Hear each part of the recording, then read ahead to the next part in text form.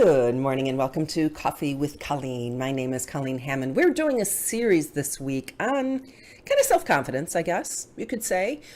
We started on Monday or Tuesday, actually, with talking about the 10 things that cause women to feel threatened by other women. And then yesterday we talked about 7 tips to grow in self-confidence. And in some of my conversations with clients and things yesterday, one of the things that came up was I was doing one-on-one consultations for style and image consulting and that type of thing. And one of the things that came up a few times in these independent conversations, I had 5 different conversations yesterday. I was supposed to have about 7, but I told you earlier what happened. But anyway, the common thing came up is that, but I see this gal, or I look at Martha Stewart, and I said, well, don't compare yourself. So I thought that would be, since it came up so many times yesterday, and these are people that actually are watching the show, I thought, this would be a good follow-up to talk about comparison. Because as Theodore Roosevelt said, comparison is the thief of joy. How can you be joyful if you're always comparing yourself to other people, right? So, and those comparisons are going to be unfair. You can't compare apples and oranges. They each have their own unique pleasures. And, they rot at different rates. I mean, everything about them is different, right? So, and anytime you compare, you have to get out a ruler or some sort of metrics, right?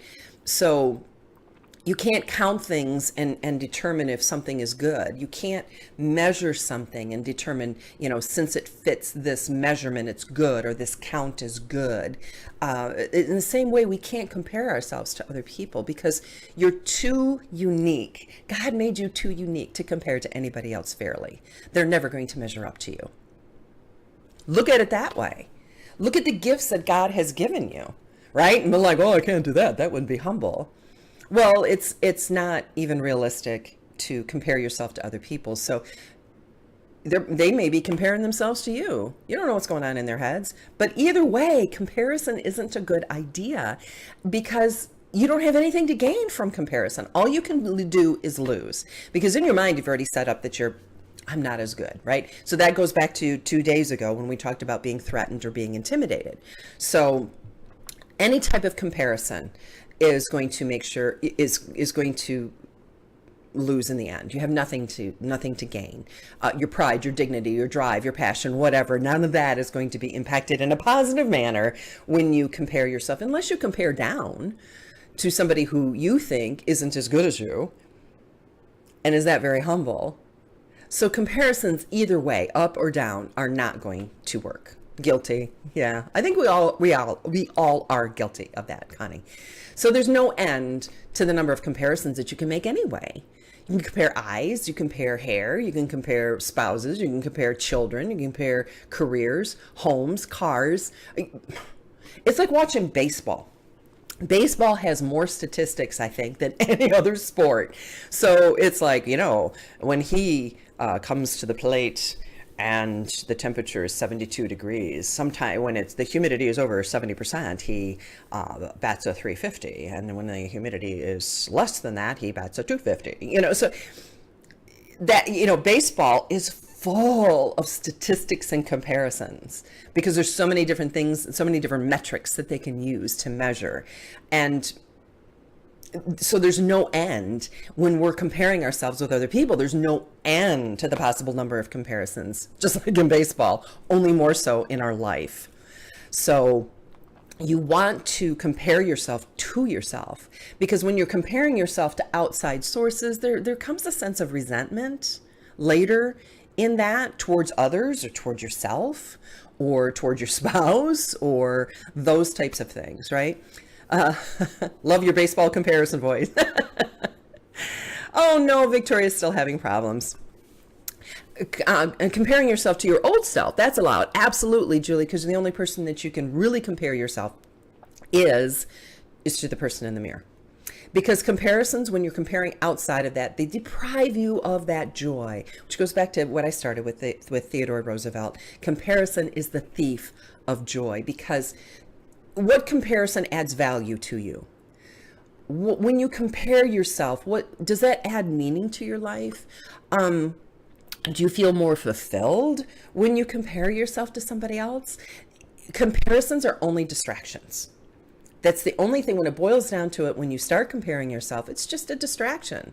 So guess who might be behind that? Certainly not the good spirits, right? It's got to be some evil stuff going on there. So here's some tips to help you boil down of how to stop comparing yourself to other people. First of all, what we just did, look at the harmful nature of comparison, because it just has harmful effects.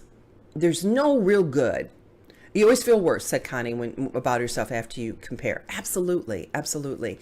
So you want to work on yourself from the inside out or from the outside in, but find a priority to intentionally work on your inner character, your virtue, your joy, your gratitude. You know, I went into my private group, the Gorgeous Gals. I went into my private group. I just posted something yesterday and said, gosh, I've been asked to contribute something. There's this huge women's entrepreneur meeting here in the Dallas area coming up next month. And I've been asked to donate to their gift bags, to their VIPs. And I said, you know, I don't know what to give. And hey, any ideas? I came back this morning and there were so many beautiful ideas. I'm like, oh my gosh, I never even thought about that. And I just sat and these women, out of the generosity of their hearts, see, I'm tearing up again. I was so grateful. I thought and so I sat down and did my meditation this morning. Thankfully, I did it before makeup. And I just thought how blessed I am to have you in my lives, to have you in my life, to have them in my life, that we share these things together with this pure intentionality of only wanting to help each other. And I just was overwhelmed. You know how you get those overwhelmed feelings of love and gratitude that you just feel like you're going to burst? And so you kind of do burst because they come out of your eyes, right? Because these tears just started rolling down my face. And I just reveled in that feeling. I was so grateful to have the friends that I have. And that includes you. So anyway, so work on your intentionality and working on yourself from the inside out. So number 2 would be conscious of your own successes, your own accomplishments. And, you know, first of all, being a mother. One of my daughter's friends is pregnant for the first time right now. And she was like, I'm so tired. And I said, you are creating a human being. Your body is busy creating a human being. Wow. And she kind of looked at me. She went, yeah. I said, that's huge. And she's a Christian. I'm like, you have a soul inside of you. Your body now contains 2 souls, yours and the soul of your baby. And your body is busy creating this baby. So yeah, you're tired. You know, and didn't want to say, that's just the tip of the iceberg. You know, you think you're tired now. Wait until you have those middle of the night feedings every 2 hours.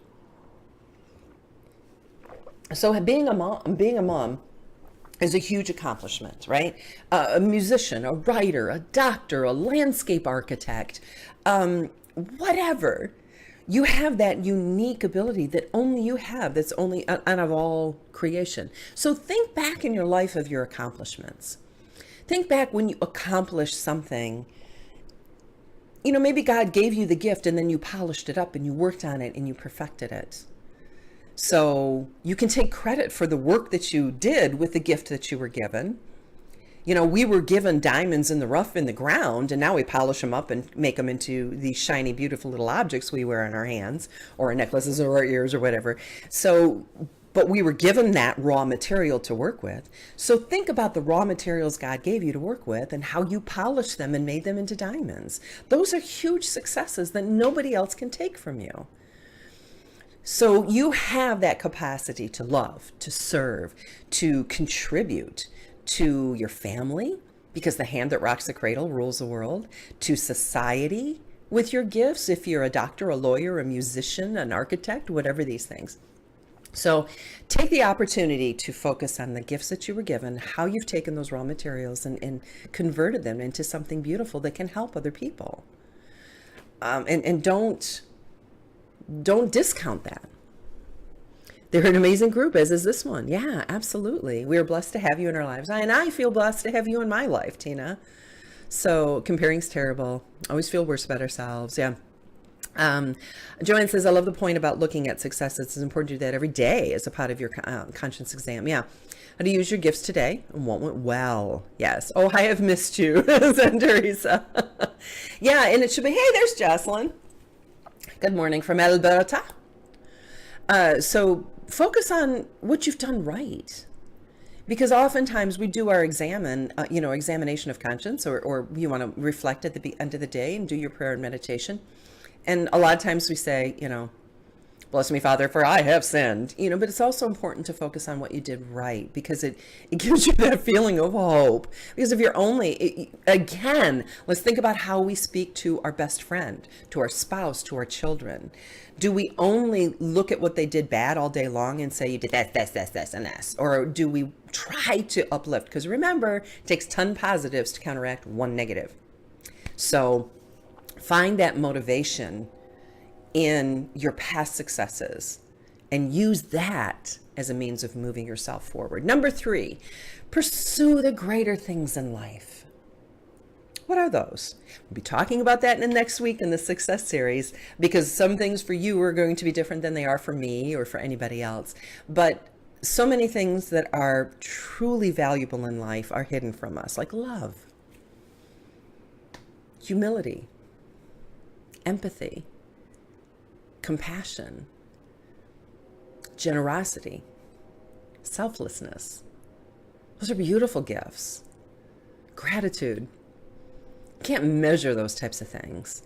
And the beautiful thing about pretty much everything I've mentioned is the more you use it, the more you receive. It's not a zero sum. It's not like there's only so much love to go around. No, it multiplies. So the more you use that and apply that in your life, the more it multiplies around you and comes back at you. There is,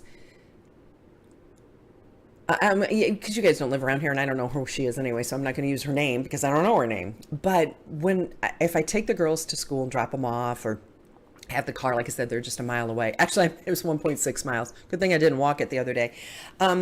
There's an older woman that is out walking her dog, and she chooses the busiest time of the morning at this school to go and walk her dog. And she yells and shakes her finger at almost every car that goes past her.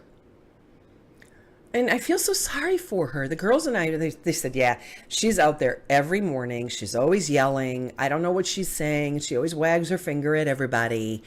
And I said, how sad. She chooses the busiest time of day to be out. So maybe she's searching for attention, because she chooses to be out when everybody else is out. If she waited half an hour when class was in session and then walked her dog, and then at the end of the day, I swung by over there to show the girls my shoes when I got my New Balance, my walking shoes. And I said, and there she was sitting there again. They go, yeah, I don't know if she's out all day but I said, how sad to take her bitterness and anger, which you could kind of see on her face, and that's what she's sending out into the world. Now, turn that around. What if every morning she was out walking her dog with a smile on her face and waving to the cars that passed? If she sent out gratitude, love, compassion, as opposed to bitterness, what would she receive back from the people? Oh, look at this sweet little old lady walking her dog. Hi, and maybe one morning somebody would stop and give her some doggy treats. Maybe that's what I'll do. You know what? Maybe that's what I'll do. I'll go to the store and get some doggy treats and drive over there one morning. Of course, it's kind of like the same time I'm supposed to be here. But I'll do that with my daughters, and maybe they can just slow down and hand her some doggy treats. But how you respond to the world is how the world responds back to you. Love multiplies. Yeah. Hey, there's Father. I wasn't sure. I was just saying earlier, I said that you had sent me a note saying that, with the new schedule this semester, you weren't sure. Joanne says she needs someone to give her perspective. She's ever close to the school. Someone should talk to her. She's always like right there. And then at the school, right outside where my daughter's building is this beautiful gazebo and a little lake. It's quite lovely. And they have ducks and all this, some big, huge geese and I think there's a swan over there too. It's really quite lovely. So they'll sit out in the gazebo and have lunch when the weather drops like it has now. And she sits at the bench, not in the gazebo, but she said there's another bench out by that little lake. And just, I think she just needs some love. So pursue the greater things in life. Love multiplies. Generosity multiplies. All these things are not a zero-sum game. There's not a finite amount of love to go around. It's infinite. So share that love. Number 4, compete less and appreciate more. I'm very competitive. Big surprise, right? And there's times in our life where competition is appropriate. And one of the things I actually have written this email, I haven't sent it yet, to, like I said, I have 2 books kind of going and potentially, kind of out there in the works. And one of the emails I have that I'm sending to my literary agent is, hey, let's find out what their number 1 selling book is, how many copies they've sold, and see if we can double it. Because I'm competitive in a good way. If I'm like, hey, it's not to cut this other person down or anything like that. It's like, okay, give me a bars, give me something to aim for. And when you compete against yourself, that's a beautiful thing. I'm going to do better today than I did yesterday. I'm going to meditate 5 minutes longer this morning than I did yesterday. I'm going to give 3 more compliments today than I did yesterday. So competing against the person in the mirror is absolutely fine. And so competition in a way, in the appropriate sense, is fine. And learning to focus on gratitude. Watching from the garage, says Janet. Getting an oil change. Hey, Natasha's here. Rick says maybe she enjoys being a character. We'll have to. Hey, Lori. I was going to call you today. Maybe she didn't experience anything but bitterness in her life. She needs a compassionate soul. I think that's exactly it, Joanne. And that's why I want to stop and give her some doggy treats for her dog. If somebody gave her a hug, at first I'd be afraid. I want to talk to this woman first. Yeah. All right. So focusing on appreciation, where'd I go on my notes? So the sooner we stop comparing ourselves to compete against each other to win, right? The faster we can work together to figure things out. So the first and most important step is to appreciate and compliment the successes of others. When you can look externally and appreciate other people's successes instead of being competitive with them, say, wow, look at what you've done. Congratulations. That's amazing. It goes back to Tuesday, 2 days ago, when we spoke in part 1, where we talked about the 10 things that make women feel threatened or intimidated. And one of those things is when we look, again, threatened is fear that somebody's going to take something from you. Intimidated is like, wow, they're pretty good at that, and I wish I was too. So why not befriend them and learn how they did it? And maybe some of it will rub off on you. And then compliment them and appreciate them instead of shunning them or competing against them. Number 5, gratitude, gratitude, gratitude, gratitude. Like I said this morning, I was so bursting with gratitude, I just started crying. Just so grateful, just beautiful tears of joy. It was an amazing feeling. And I just let it go. I just let it go and relished it. It was fun. Watching from the garage. Yeah. Okay. It's impossible to compete with others if you don't compare. Yeah. Don't compare. And then you can't compete. Because any comparison requires a metric. So focusing on gratitude always forces us to recognize good things we already have. And try to find something new every day to be grateful for. Because if you get into the same habit of, I'm grateful for my health, I'm grateful for my family, I'm grateful for the roof over my head, I'm grateful for the meal. Focus on something new every day. Look around you and find something. I found a penny today in the parking lot. Thank you, God. I received an email. Thank you, God. I'm just feeling so grateful. When you start, and I've said this before, but the interesting thing is that they do all these scientific studies and they see what happens in the brains of people who are super grateful, and they look at their health and they look at their overall joy and happiness in life. And it's because they just feel so blessed. I'm just so blessed. I have the best friends. I have this. And the most beautiful thing happened today. Focus on gratitude, and instead of focusing on what other people are doing, let it go. Don't hold back anymore. I send that song. Golly, that song is catchy. But yeah, I send that to people all the time. That one is, and haters gonna hate. That one was stuck in my head for a long time. And number 6, remind yourself that nobody's perfect. How am I doing on time? 21.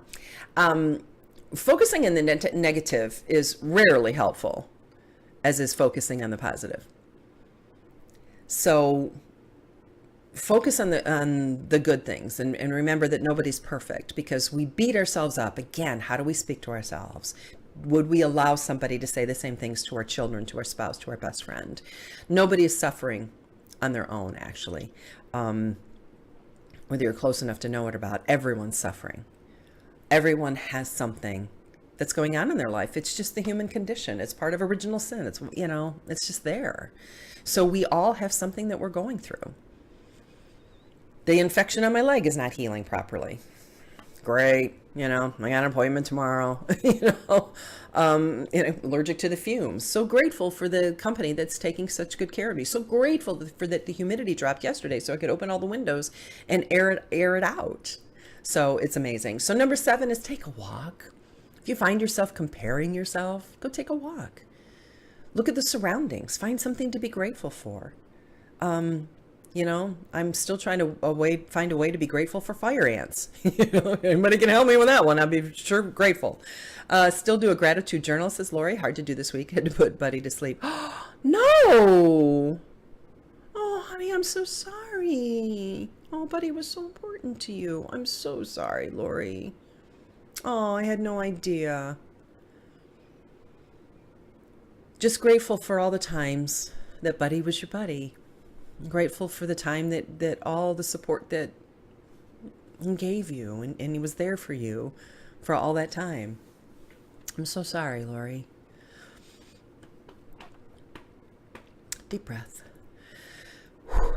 Victoria said, I just had to tell myself that I'm not like that certain person and try not to compare and look at the things I can do. Yeah, nobody's perfect. So many times I feel far behind perfect compared to others, because you only see what they want you to see. You don't know the hot mess that is their life, because everybody's got some hot mess going on, right? Judy said, replace that negative talk with positive thoughts. And again, it takes 10 positives to counteract 1 negative. So think of all the things that you can say. Hey, good morning, Colette. Maintain thanks are the highest form of thought, and the gratitude is happiness doubled by wonder. Oh, I was going to say, man, that's profound. Well, no wonder. It's Gilbert Keith. Good old Chesterton. So yeah, go take a walk. Find something outside yourself to be grateful for. And it may be removing yourself from one location to another. Maybe all it needs. Maybe you can't take a walk outside. Maybe you can't, do anything. But when you change your surroundings, you can change your thoughts. It's harder to change your thoughts when you're still surrounded by the same things, because it kind of reminds you of those same thoughts. Getting up and walking to another location. I'm developing new habits here at the office where I sit in certain places, and when I sit down, that triggers me to do certain things. So if you're triggered by something when you sit in a certain spot, or you're in a certain spot, move yourself to another location. Number 8, find inspiration without comparison. So what do we mean by that? Learning from others is okay. And I use this example a lot, Shalene Johnson, because I just adore her. We're friends in my head. She's never met me. We have a lot of mutual friends, so one day we will meet. I know that. But it's one of those things I look and go, dang, girl, I just love the stuff she does. But she's been doing it for 40 years, 30 years, right? So work hard to learn the difference between comparison and inspiration. because you can look to somebody else for inspiration, but you can't compare apples and oranges. And ask questions of the people that you admire. Read biographies. You should always be reading some sort of biography for inspiration. And if you're a natural comparison type person, which I try not to be, I used to be much worse than I am now. I am making progress. Notice what attitudes prompt you to make positive changes in your life when you're doing those types of comparisons or inspirations, and what are negative. So kind of analyze how you're comparing and like, wait a minute, why am I doing this? Oh, look at her. I have a friend of mine that's just in amazing shape. I wish I could have her on the show. But she took a horrible situation in her life where she almost died, turned it around, and now she's in amazing shape and what she's done and that type of thing. But I have a policy on no multi-level. I still try to work it out because I know she's working on some other stuff. So Tina says, like the Dowager Countess says, change is as good as the rest. I love it. So sad about your buddy. Must hurt. Yeah, I know. Oh, Natasha, she had a Charlie as well. We're friends in my head. Well, like you and I, Tina, we never even talked on the phone, which we need to change, by the way, like today. It's like somebody that you've known for so long. Is one of the phone calls I had yesterday. She sent me this email and I said, yeah, just go ahead, call me. I went, oh my gosh, I've known this woman so long online. We've never been on the phone. It was like Lori Payne and I've known Lori Payne a long time. And then we got on the phone after my whole identity theft. And she helped me with a lot of things with that. So, which is super coming in handy now, by the way, Lori. So, hey, Lisa, need to get you on the show, my friend. Made a live broadcast. Hey, can somebody find that link? I think it's in the show notes. Actually, you know what? I'm just going to send you the direct. You don't have to apply. Never mind. Don't send her the apply link. Lisa, remind me, either send me a private message and I'll give you the form because I really want to have you on the show.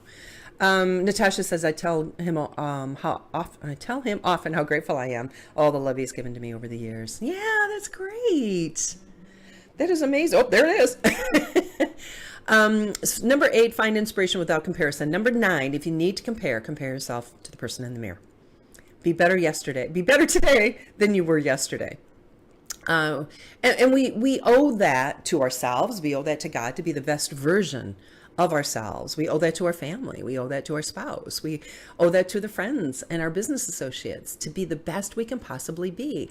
I was listening to Brendan Burchard the other day, and he said, when you do these shows, and he said after a while, it's kind of like, I do a podcast, I do a show, I do a conference, I do a speech. And, when I do like the homeschooling circuit and I speak at all the homeschooling conferences, I do the exact same 2 speeches at like 12 different conferences within a couple of months. So I'm doing the exact same one. And after a while, it's like you have to look for that inspiration to keep it fresh because you've been doing the same talk for years, right? And he said, imagine that this performance is being recorded and and everything else you've ever done will be destroyed. And this will be the only thing recorded that people will remember you by. He said, use that as inspiration to always come and do your best every single solitary day. I'm like, wow, that's good. So what are you going to do today that's going to be the best? And we talked about this before, but I don't care if it's washing dishes and cleaning the house or, whatever. Compare yourself to yourself. When you know better, you do better. Yeah, who said that? I love that one. Yep, friends in my head, said Jocelyn. We had a Catholic Mamas group that has been encouraging each other online for 14 years. Most of us haven't met in person, but what a dear group. Absolutely. So let me see. Yep. When you know better, you do better. So with so many negative effects that are inherent in comparison, are you going to do it? Pinky promise? No more? I know, I do it too. It's hard, especially when you're really super competitive and you want to, but remember there's a difference between inspiration and comparison, and focus on that instead. The struggle is real. It doesn't have to be. There's such freedom when you let go of those comparisons and instead focus on becoming a better you. So what are you going to work on today that you're going to do better than you did yesterday? And just focus on that. That's all you need to be concerned about right now. Focus on doing better today than you did yesterday. So what is it that you can do better today than you did yesterday? Watching our own play where we are the main actors. Yeah. How do I get this link to my friend so she can join in for the live broadcast? You know what? I don't think I can access it from where I am live. We are, oh no, there it is. We are all, and actually we're just winding up. All the world is a stage and we are but players in it, right? Shakespeare. All right, so there you go. That should help. Oh, that's so funny. You should see where I refreshed the thing and it froze on my face and I'm like, oh, it looks silly. Okay. So yeah. All right. So the freedom found in comparing less. The freedom you will feel when you stop comparing yourself to other people and only compare yourself to the person in the mirror. And don't be so bloody hard on yourself. Give yourself a break. Compliment yourself. Remember, 10 positives outweigh 1 negative. All right. So quick refresher. Comparisons are unfair. They require metrics. It robs us of precious time. You're too unique to be compared fairly. People can't measure up to you. You have nothing to gain, much to lose. There's no end, like baseball, of comparisons. Comparison puts focus on the wrong person. You can only control one life. That life is yours. They often result in resentment of yourself, your spouse, other people, and it deprives us of joy. Comparison is the thief of joy, said Roosevelt. So take note of the number one is take note of the foolish and harmful nature of comparisons. 2, become intimately aware of your own successes and focus on those. 3, pursue the greater things in life. 4, compete less and appreciate more. 5, gratitude, gratitude, gratitude. Find something new to be grateful for each and every day. 6, remind yourself nobody's perfect. How many perfect people have ever been born into the world? Number 7, take a walk, change your location. If you're feeling down in the dumps and you don't like where you are, pick yourself up and move yourself. Get some vitamin D, get out in the sun. Go sit in the sun. Doesn't mean taking a 15-minute walk, right? Number 8, find inspiration without comparison. Remember, there's a difference between inspiration and comparison. And number 9, if you're going to compare yourself to yourself and make yourself a better version of yourself. I hope this information was helpful. If you would like to leave a note in the comments and let me know, what are you working on today to help you be a better person? All right, I'm going to end the recording, and then if you're watching live, I'll come back and we'll continue the conversation. And if you want to get reminders when I'm going live, I think you can comment remind here on Facebook in the messages in the comments section below, and that will it wasn't working right before the show. I was hoping it was taking time to actually start working, but I'll get it fixed if it's not. So by the time you're watching this recording, it should be fixed. So if you're watching on Facebook and want to comment, remind in the comments section below, or just send me a note on Facebook Messenger and say, reminders, I'd like some reminders, please. Then we'll make sure that you get those. All right, take care. Thanks for joining us. And if you're live, I'll be back in just a second.